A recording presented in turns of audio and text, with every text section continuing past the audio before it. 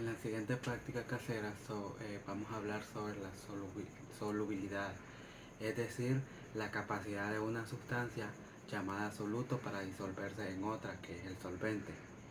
Por ejemplo, cuando agregamos la azúcar en sal o en agua, estas sustancias se disuelven y forman una solución, pero la rapidez y la cantidad en la que se disuelven puede variar dependiendo de la temperatura o de otros factores. La solubilidad está directamente relacionada con la temperatura. En la mayoría de los sólidos, al aumentar la temperatura del agua, la cantidad de soluto que se puede disolver también aumenta. Sin embargo, esta relación no siempre es igual para todas las soluciones. A través de esta práctica casera vamos a comprender o a comparar cómo se comporta el azúcar, eh, la sal o el cloruro de sodio al disolverlos en agua a diferentes temperaturas, ya sea fría o caliente. Y también analizaremos los tipos de soluciones que se pueden formar según la cantidad de soluto que se le logre o se le agregue a la solución. Podemos obtener un resultado de una solución saturada, no saturada o sobresaturada. Eh, También podemos observar el tipo de mezcla que si cambia con la temperatura, si algunas de las soluciones se vuelven turbias o presentan cristales no disueltos. En la primera parte tenemos la solubilidad del azúcar en el agua fría. Agregamos el solvente frío, llenamos los tres vasos con 200 mililitros de agua fría o helada, puede ser sacada de la refrigeradora o también puede ser con hielo. La cantidad constante de solvente, que es H2O, el agua. Marcamos las tazas, los vasos con una letra A, B, C para identificarlos y agregamos la cantidad de soluto que deseamos. Bueno, en este caso a la taza número 1 le vamos a agregar una cucharada de azúcar y esta la vamos a disolver por 2 minutos.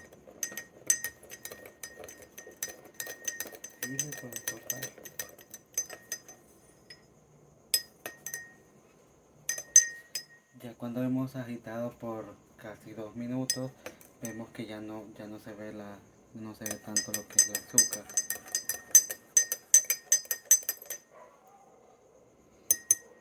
Le agregamos al vaso B, le agregamos lo que es 2 cucharadas.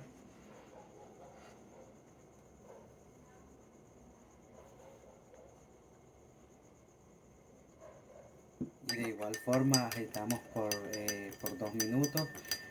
Esto es para favorecer la disolución y simula el movimiento molecular que permite al azúcar dispersarse en el agua. Agitando la solución B ya casi por 2 minutos y aún vemos que se encuentra la solución de azúcar o los cristales todavía en el agua. Vamos a agregar a la solución C las 3 cucharaditas de azúcar.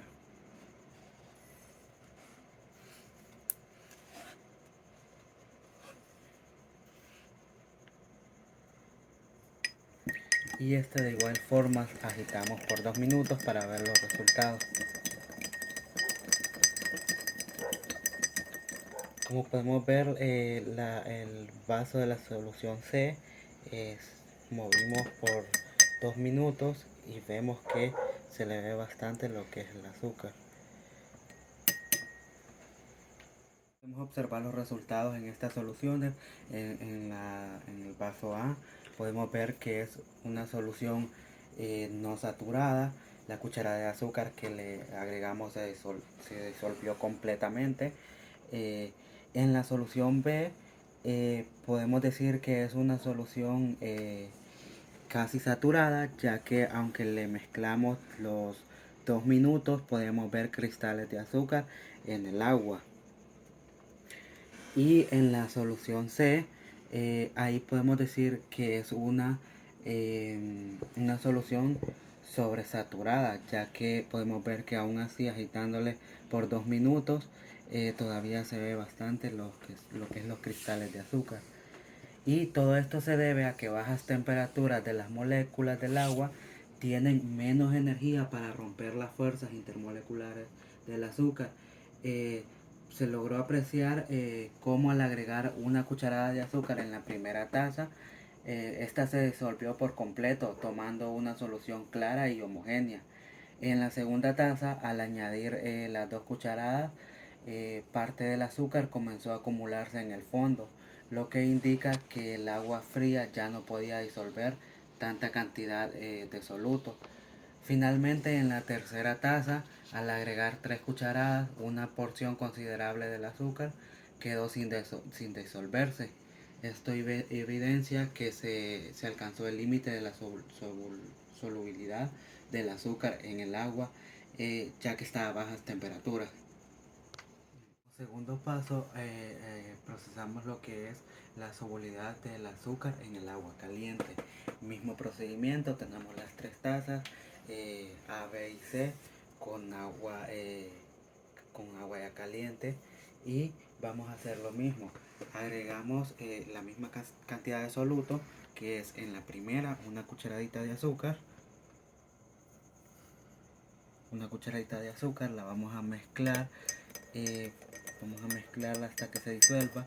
Aquí podemos observar que al agregarle la cucharadita de azúcar, rápidamente el soluto se empezó a disolver.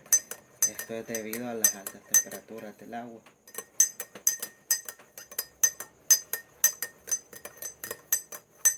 Como podemos apreciar, no necesitamos estarlo moviendo tanto para que se disuelva.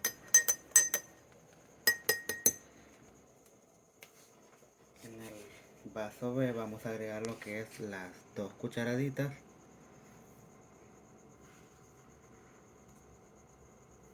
Mismo procedimiento, vamos a empezar a disolver el soluto.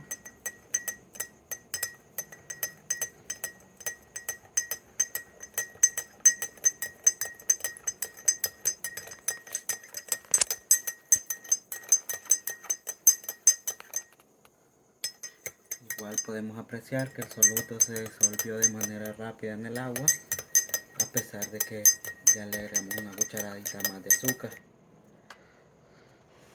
Y vamos con el paso C, que aquí le vamos a agregar 3 cucharadas de soluto.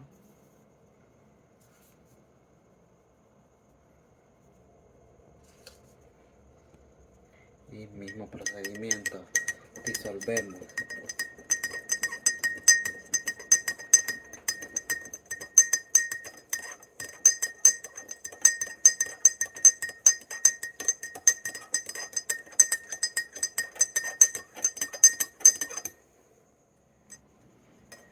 Como logramos ver en la taza C, de igual forma le agregamos 3 cucharitas de azúcar, pero rápidamente se disolvió con el agua, y esto se debe a las temperaturas altas de nuestro H2O.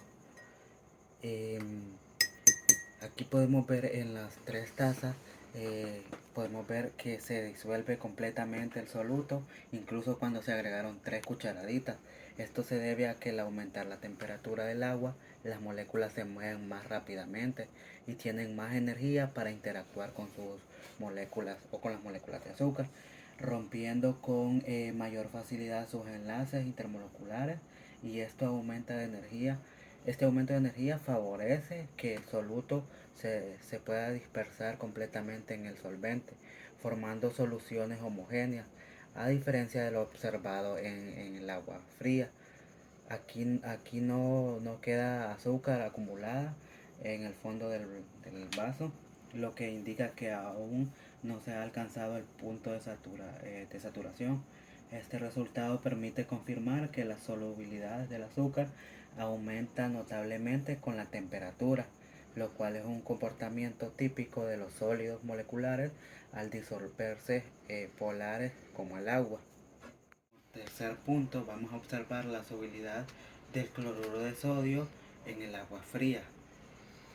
Ya con nuestros vasos llenos de agua fría o helada, vamos a agregar el soluto, que es en el primero una cucharadita de sal o de cloruro de sodio, y disolvemos.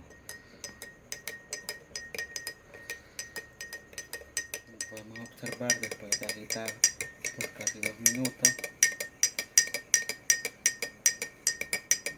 ya podemos apreciar que se disolvió casi completo.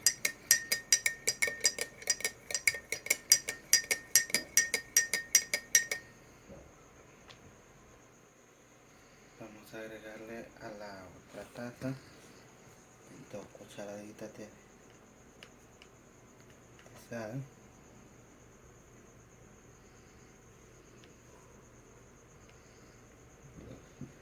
Mismo procedimiento, agitamos para disolver. Nuestra taza D con 2 cucharaditas de cloruro de sodio. Ya estamos agitando por casi 2 minutos y vemos que aún no se ha disuelto completamente.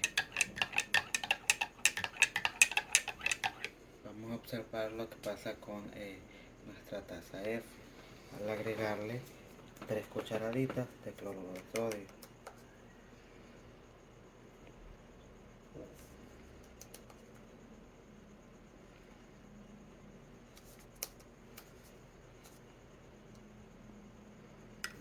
Y lo agitamos nuevamente. La taza F, después de disolver por 2 minutos, vemos que aún no se disolvió completamente. El cloruro de sodio es un compuesto iónico formado por iones positivos de sodio y iones negativos de cloro. Al entrar en contacto con el agua H2O, las moléculas polares de este solvente rodean a los iones y los separan, permitiendo que la sal se disuelva. Eh, en la taza D podemos ver que se disolvió completamente, formando una solución clara y homogénea, lo que indica que es una solución no saturada. En la taza E podemos ver que gran parte de la sal se disolvió, pero al mismo tiempo podemos ver que todavía hay como cristales del cloruro de sodio que no se disolvieron completamente. Esto indica que se está acercando al límite de una solubilidad. Y en la taza F se observa que una mayor cantidad de sal quedó sin disolverse. Podemos ver la sal acumulada al fondo del recipiente, y esta es una señal clara de que la solución ha alcanzado o ha superado su punto de saturación. Esto demuestra que a temperatura baja la solubilidad del cloruro de sodio es limitada, aunque sigue siendo moderadamente alta en comparación con otras sales. Paso, vamos a observar la solubilidad del cloruro de sodio, pero esta vez en agua caliente. Aquí utilizamos siempre la agua purificada H2O como solvente, que previamente ya la calentamos, y lo distribuimos en nuestras tazas que anteriormente estábamos utilizando. Como en nuestra primera taza siempre vamos a usar lo que es una cucharadita de cloruro de sodio, y de igual manera vamos a disolver.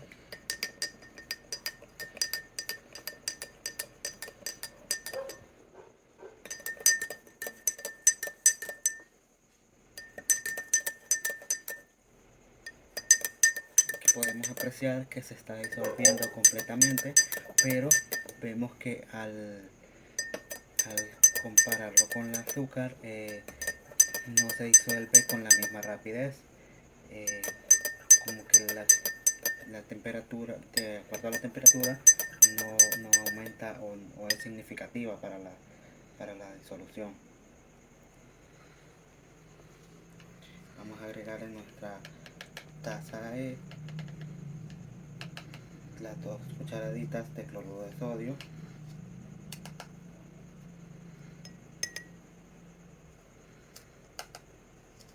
Y de igual forma vamos a cristal para mezclar toda nuestra solución.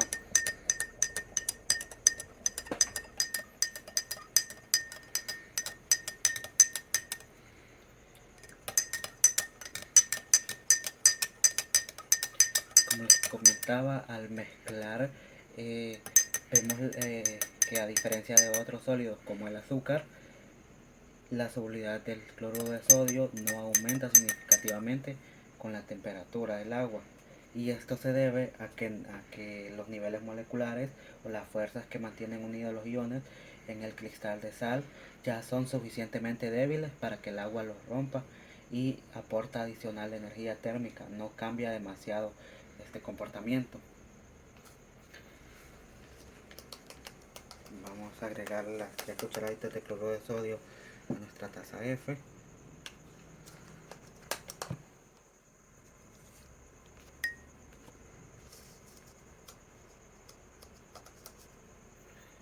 Y agitamos.